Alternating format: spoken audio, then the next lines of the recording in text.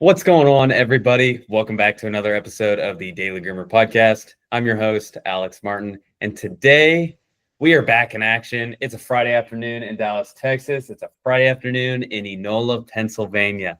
So we've got on Tracy and Jill Lynn, husband and wife, dog grooming duo.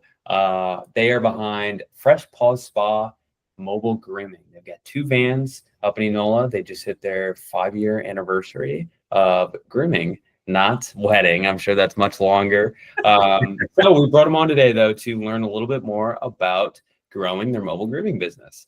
Jill, Tracy, thanks so much for joining me. Well, thanks, you Alex. For having us. Appreciate it. No, you guys made me smile a little bit before we hit record here by letting me know that you listen to the pod, and that always warms my heart. No We've learned so much from this podcast. Love the diversity of the different perspectives and all. That's been a great help. Well, good. Well, here we are from listener to guest. And so that's perfect. Yeah, that's perfect. That's the lifeline there. Okay, well, cool. Well, as we were kind of talking in the beginning here, I got a little eager ahead of myself and started to dive into your guys' background. But let's kind of recap that a little bit because we weren't recording. And so the audience kind of missed out on some of that juiciness. Take me back. This started, if my math serves me right in the middle of COVID. Correct. And I know, Jill, you have a history of at least coming from corporate. And so talk to me about what you guys were doing before this and what made you take the step into grooming, obviously without knowing that COVID was coming. Right. Well, I have been grooming since 2013. I had actually lost my job of 26 years. It was outsourced out to Guatemala. Oh my God. And I was a credit manager. And so I got a severance package and I'm like, what do I want to do with my life? I turned 50 and I lost my job. Oh my God. So we got this crazy lab and Labrador Retriever. We were his fourth owner before he turned 11 months old. He bit us. He jumped on us. He was terrible. So we learned so much from this lab and we stuck it out with him. He was with us till last year. He just passed away. And I was like, I got to do something with dogs. So I found a lady who taught me how to groom. I worked for her for a year. And then I just worked part-time out of the home. At evenings, weekends, I groomed dogs. Loved it. But then we were like, dogs do so much better on their own turfs. People would tell me, we went down your street and they were all anxious. They knew something was happening. So Tracy looked into it and he says, Jill, mobile, they do so much better at their own home than having to have them go someplace. So we looked into it, went to the Groom Expo in 2019 and met Curtis Hanby, and he talked me into it. The man. He is. Curtis is. He was wonderful. And his son's wonderful too. But Curtis, he was the man. But anyways, sold us on it. So Tracy back in November got with SCORE and did the business plan because we had no idea how to write a business plan. So we got that down. And then January, we went and bought a Mercedes van. We signed off on it, on the 25th? Picked it up. We signed off early, the first week of January. And then COVID hit. And we couldn't get it down to Hanby. Oh, man. Yes. So. And pause there for a sec. Jill, did you guys line up? You got your van. I'm sure you had your business plan done, right? Were you guys starting to line up clients and stuff like that, or we hadn't quite got there yet? We haven't really got there yet. We still had to figure out a name. We still had to do the graphic artist. So during that time period, we decided, let's hold off and let's work on a name for the company, find a graphic artist to help us because I really wanted a spa theme. And I actually found a lady who worked for Hershey Spa, a graphic artist. And so she knew what I wanted. Yeah. The family, we had 3 names. They picked out the names. And then Tracy pretty much had to get a second job to pay for this van because we really didn't have the income to be paying for it. Right. I mean, you have a van lease payment every month and no clients. Exactly. Right when you get going. We didn't sign off with Hamby yet, so we didn't have that payment because you have to put down $20,000, to get it. So we got all that into place. And then I had my current clients that I'm grooming out of the home decided that they wanted to go with me with mobile. So we decided to pull the trigger in August. Awesome. So, and you guys were just egging at the bit to get going at that point. Oh yeah. So we drove it down to Hamby, and let me tell you, it was so scary during COVID. There was no restaurants open. I was so afraid. Well, I was so scared. So everything was limited, that time frame. Yeah. So it was certainly a different environment, obviously. Yeah. Oh yeah. So, right. I mean, when you guys first started, obviously, Jill, you'd been grooming for a while, but Tracy, like Jill said, I mean, you guys didn't even know what you were really getting into, right? No. No, it was definitely I encouraged her just to do what you want to do now. We were, like she said, 50 years old, trying to figure out where we'll go from here. Just do something you want to do at this point. There you go. We'll figure it out is my motto all the time. So yeah. So when you guys started with that first set of customers in August, was it full on, they're bringing out their dog with masks on and Oh yeah. We had masks on, and actually it didn't. We took it down to Hamby. We didn't get the van back until October. So October 19th is when we actually went live. Yeah. So I used my current clients. My daughter-in-law is a public relations person, so she did a nice little feed for me on Facebook, and we got over. No way. It was just way too much for me. I was overwhelmed. It was terrible. What a good problem to have, though. I know, in the beginning, yes. everything's so new and so scary. Yes. But what a great problem to have with more people wanting you guys than you even know what to do. So I'd say we originally, I think maybe 50% at the most went from the house business to the groom mobile. Because it was going to be a higher price compared to my house significantly. call. Right. Oh yeah. And I always wonder about that. I know we have plenty of daily groomers in the community that have made that switch from house call to mobile. When you did that, did you raise your prices? Yes. And how was that received? At first it was a little, I don't know. But then once they did it, they loved it. Oh, yeah. Because now you're showing up at their door, rolling out the carpet. Yes. They loved it. Yeah. I think the grooming at your curb, which is on our vans, I think that was Jill's insistence that we had grooming at your curb as far as part of the brand. Yeah. And I think that's been one of the main, that just sticks out as part of what we do for you. So for sure. No, that makes sense. Okay. So now let's fast forward a little bit. And Tracy, I know that you're probably hands-on, just doing whatever you can to help out at this point. Yeah, very little. I mean, as far as the overall, I do work another job. I'm a buyer for a plumbing wholesale company. Okay. And that's for the benefits, basically. Yeah. No, I mean, that totally makes sense. I've seen that across the board with, I'm basically only just, putting the def in once a month and, checking the water and the batteries and about it. Jill and Ashley keep up with the upkeep of the daily and weekly stuff. We do have a towel. We went from doing the towels here to now we actually do have a towel service. Okay. Delivers every 2 weeks, which has been a big help. Nice. Yeah, that's huge. I mean, that also saves the wear and tear on the home dryer for sure. Yep, exactly. Yep. Like that we grew with. When you guys got going, obviously you started with just your clients that you had built, Jill, from your home business. And then we had the Facebook posts. And so I would imagine that started to fill up the schedule. At what point did you look at Tracy one night over dinner and say, we need to get another van? Yeah, that was probably Tracy telling me that. Okay. That was the way. Because I just I don't know. Well, I don't think, as far as business, Jill's more of not the business and making the decisions. Yeah. And, she's gotten a lot better at that. Yeah. but but that was it. She was getting this list and felt terrible about just telling people we couldn't serve you with that one van. So, and the list kept growing and growing. I think we were consistently above 20 people and adding, on your wait list.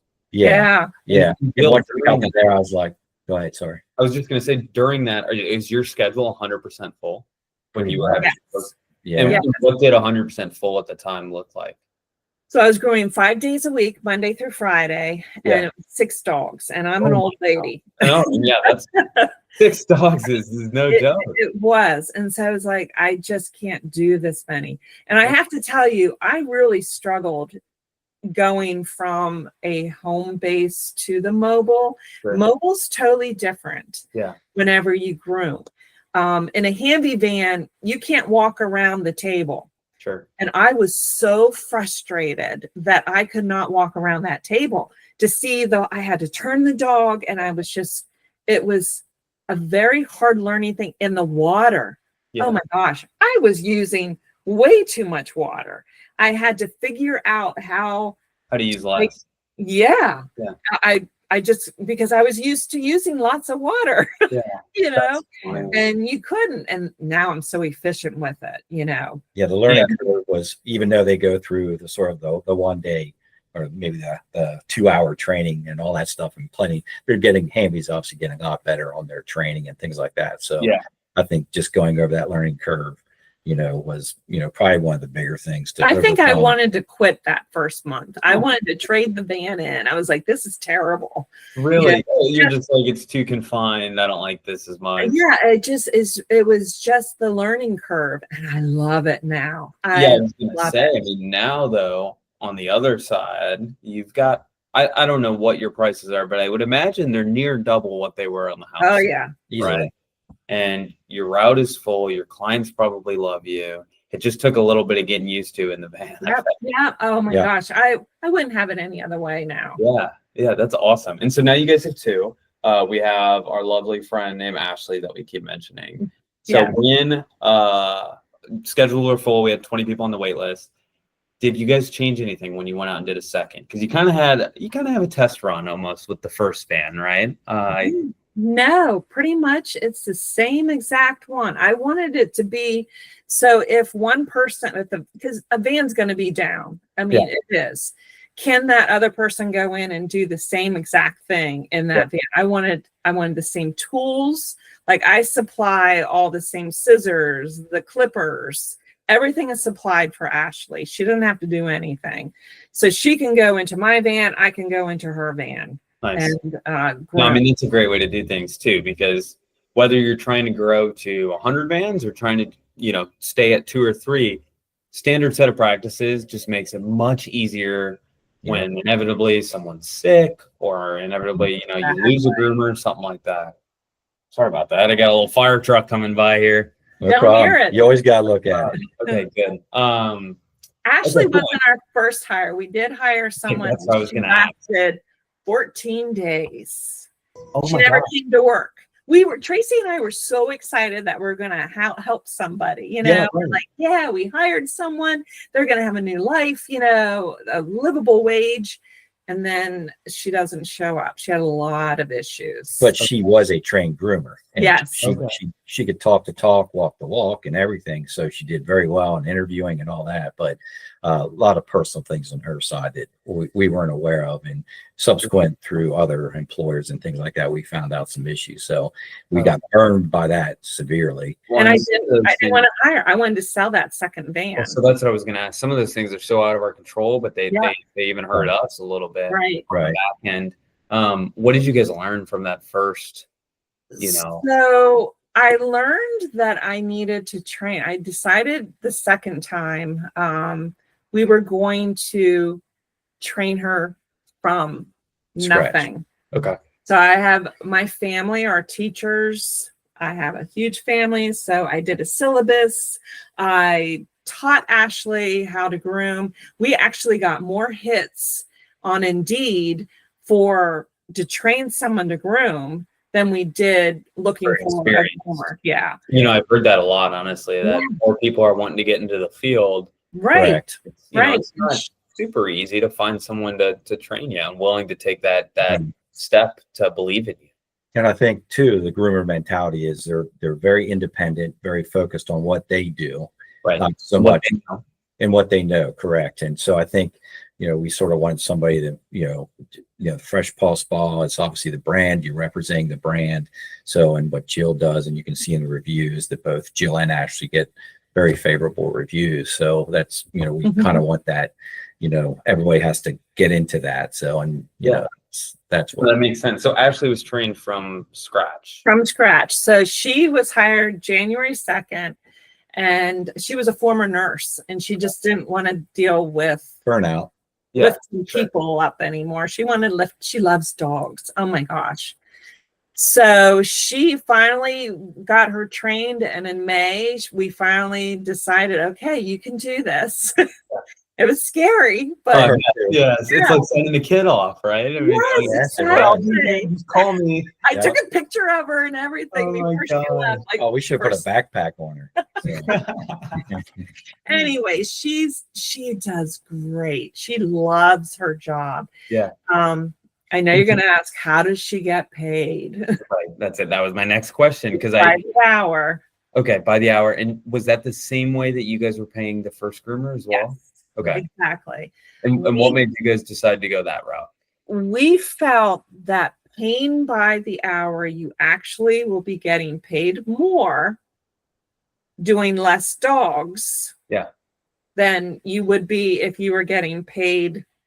Yeah, because we're not a production house where we're looking to do 6, 8, 10 dogs a day. Yeah, we just want to fill that 4 to 6 slots a day, and then that's a full day for us. For sure. So if you go straight commission or something like that, I don't want burnout. I don't want burnout. Well, and that's the easiest way to do it is, you start tracking your days, and for better or worse, our industry, the supply hasn't caught up to the demand, right? So it's really easy for us to get ahead of our skis and stack up our schedules. And you're right. I mean, the biggest fear that you can't see coming, even though we all talk about it, is that groomer burnout. And even if it's not groomer burnout, it's, your lower back pain, or in your feet, being on your feet all day. I mean, that stuff adds up, and it wears you out, and it shortens your time frame. So interesting on the hourly route. That's have you guys found it to be worthwhile? And she gets paid very well.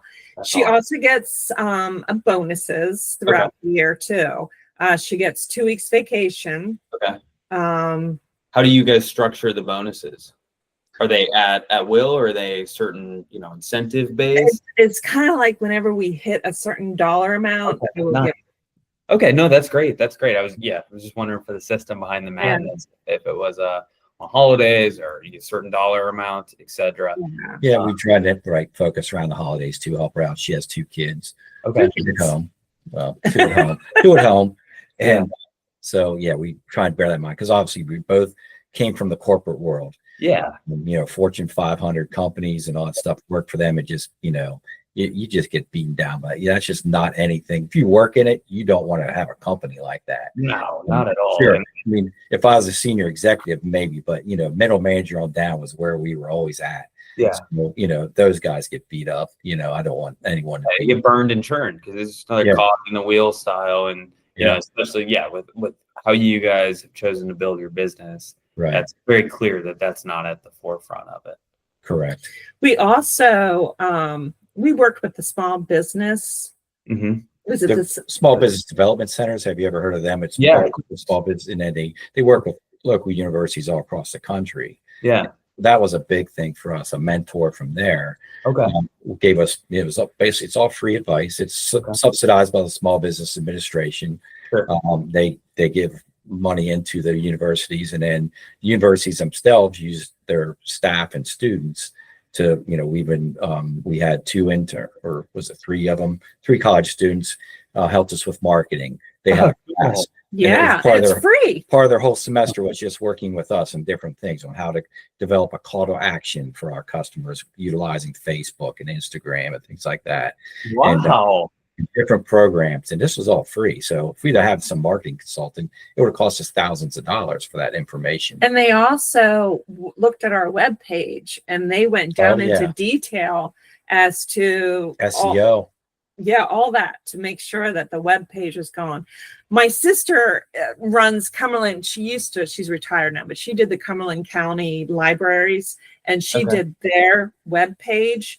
And so her and my father both really worked hard on that web page. I mean, I had to do the work, but they would do, no, you need to do this and that. And then when these people went in and looked at our web page, oh my gosh, that was. Yeah, that SEO review was, I think that was a $5,000 if you go to a professional. Oh, yeah. They did it was the whole like 19-step review. Like you hit, we were good on 17 out of 19 things, and just here's the other 2 to work on.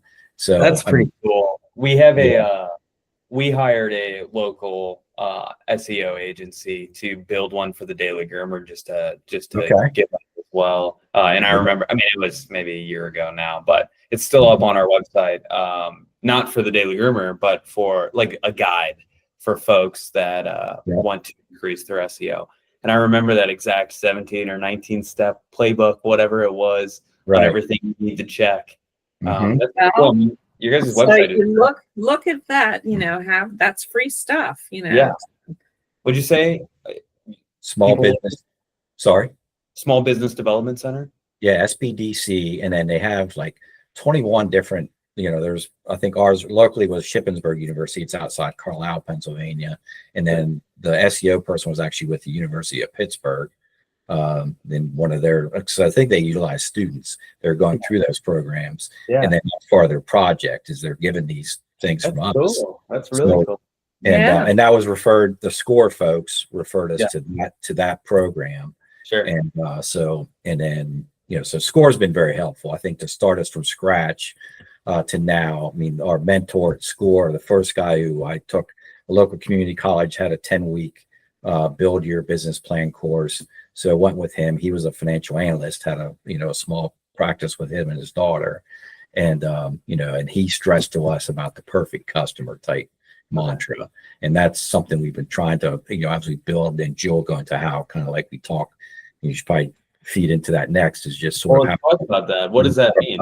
So you guys have me hooked. I want to know what the perfect customer mantra is. The perfect you strive customer, for the perfect customer. The perfect customer is one that signs up with you for 4 to 6 weeks, that does a recurring. Yeah. All of my clients are recurring. No one does a one-time groom or, maybe I'll do it this time. But not. They actually sign up a little policy and procedure form.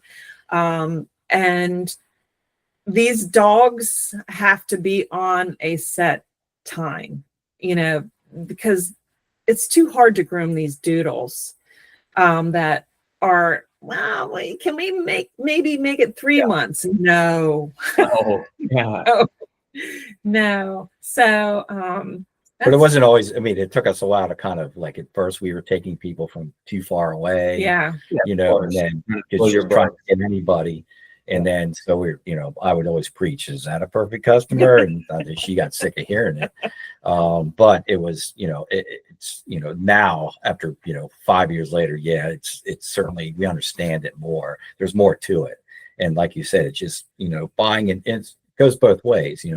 We can get to you on time, take care of that dog from both a health and wellness standpoint, when you're on that regular schedule. So, and the customers understand that. And, like Josie was saying about the, you sort of recommend, let them decide. So it pushes the, a little less pushback. So those types of things, when we hear them, it's kind of like, okay, now that, there's little things like that, like just, that's, if you go by that, like I don't understand how online people do online scheduling, because you're getting anything. It's a free for all. I don't want any parts of that, to be honest with you. That's got some room to mature for sure. I mean, it'll get there, I think, at some point, but it'll take a little while, because even right now, you're right. Like even just in person or over the phone, it takes all of us a little bit of practice to get used to setting constraints and boundaries, asking the right questions to see if they're a perfect customer, Correct. and recommending, as an expert, what they should and shouldn't be considering, right? And that's just all in person. We're having a hard time doing that right now. Right. Trying to get technology to work with us on that is a whole different beast. But I think we'll get there. I'm optimistic about it. Yeah, and that's what Jill takes on every day. I mean, she'll groom all day, but then at the end of the day, she uses like Calendly, and so when someone sets up an appointment with her, she calls them back. So every customer hears back. And you'll hear the complaint, no one calls us back, or it's that full, surprises me, and things like that. So Jill's real focused on that, and so I think getting that understanding right up front is so key. You want to set your voicemail up saying, I will return your call between Monday through Friday between 3 and 5, and set those boundaries. Don't talk to people after 5 o'clock. Turn your phone off. We have actually iPhones, and so we set up, like, we pretend like we're in driving mode, and you can actually put a different kind of response. So in that response, if someone texts us, it says, we will get back to you Monday through Friday between working hours. Nice. So that no one, because I was getting calls in the middle of the night, I'm getting texts, and I responded to everything. Like every single time. Yeah, she's gotten better at that too. It's tough because you're right. It's a lot of like on us where we say let's set these boundaries, but then we get a text from a maybe new client at 9 p.m. at night, and we're like, okay, but it's a new client, right? And so that's why you tell on our own boundaries. Yep. That's tough to rein that in. I don't look at the phones. I turn my phone off. I always tell folks to separate them, right? Get a second phone, or if you use a software, use that software's number just to keep the mentals separate from those 9 or 10 p.m. or 1 a.m. texts, because at the end of the day, and it just is what it is in our industry, and in our industry is servicing the rest of the world, the rest of the country. Like, people just book stuff when they remember it, right? Right. And so at the end of the day, we can't stop them, but we need to set boundaries for ourselves. Yeah. So I like the driving mode tip. That's good. I haven't heard that before. It works. On this perfect customer mantra, one thing I put on my notes today to talk to you guys about was your 99 5-star reviews. Man. And I don't know if I'm looking at something that you guys hacked or what. No. I don't know how I see so many positive reviews. So talk to me. I'm sure they work together, like picking this perfect customer and then also providing great quality service. But what's been, kind of the trick of the trade from like literally starting from nothing and not knowing really what you guys are doing as mobile groomers and mobile grooming business owners? I know you've been grooming, Jill. But to today where I'm looking at, 99 5-star Google reviews. I tell you, customer service is so important to me. And you go into these clients and they're like family. I mean, these dogs are their family. And I know everyone says, oh, our clients are the best, but I'm telling you, you can go, they offer you coffee, and just listen to your clients, what they want their dogs to do, and love their dogs. And if they see how kind you are to the dogs, you'll get that. But I think to get to that perfect customer too, is like, that takes some work through the, and Jill was in customer service prior to credit manager, but a very good customer service person. And like, again, it was an international paper company. And so you kind of have to, I guess, through the questionnaire, things like that, you can kind of get a feel for, are they agreeable to, these types of things. And, even the price, like, without too much pushback and things like that. Like, so we're taking them on, and I always tell her, you recommend, they decide. And that's right. So if, there's a lot of hemming and hawing and things like that, that's kind of a red flag there. So I do have pricing on our webpage because that cuts down a lot of people from calling you. I saw that and I actually like that a lot. I get some slack sometimes for telling business owners that they should put their pricing on their page. Yeah. But I mean, at the end of the day, it stops people from calling, and it sets a filter up where you don't have to feel like you're the bad guy, right? Exactly. If they just call you and the pricing's listed there, it's like, it's there. It was already on there. Right. Yep.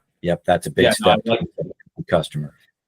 I'm curious how you guys, because like obviously this all sounds good, building this perfect customer, and everyone that's listening is probably shaking their head of like, yeah, I'd love only customers that have recurring schedules. I'd love customers that only leave me reviews, right?